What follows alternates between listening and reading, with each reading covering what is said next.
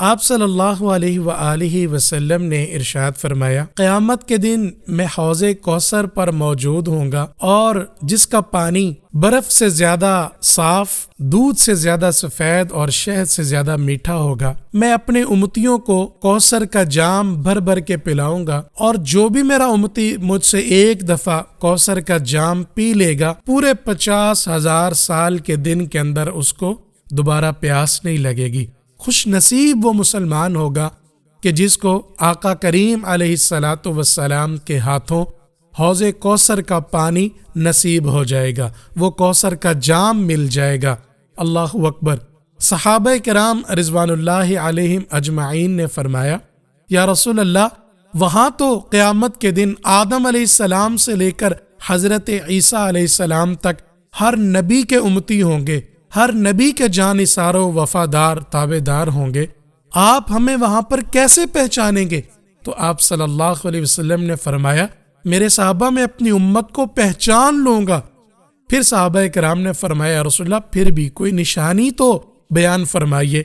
تو اس وقت میرے پیغمبر علیہ السلام نے ارشاد فرمایا، اے میرے صحابہ، قیامت کے دن میں مانتا ہوں ہر نبی کے امتی ہوں گے، ہر نبی کے جانثار وفادار تابع دار ہوں گے، لیکن میری امت کی پہچان ہی الگ ہوگی، میری امت کی پہچان انوکھی ہوگی۔ یا رسول اللہ وہ کیسے؟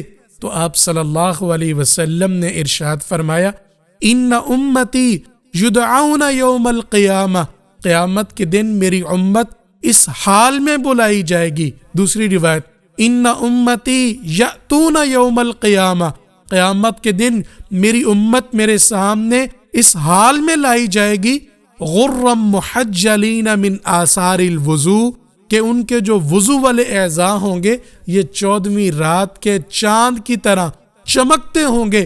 اس چمک کو پہچان کر میں ان کو کوثر کے جام پلاتا چلا جاؤں گا۔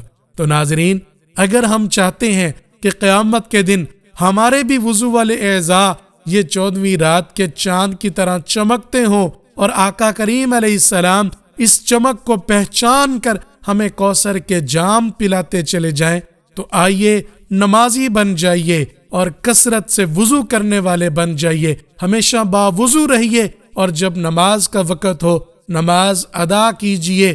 یہ وضو کی برکت ہے کہ ہمارے وضو والے اعضاء، یہ پیشانی، یہ رخسار، یہ ہاتھ اور پاؤں، یہ چمکتے ہوں گے۔ اس چمک کو پہچان کر آقا کریم علیہ السلام اپنے امتیوں کو کوثر کا جام پلاتے چلے جائیں گے۔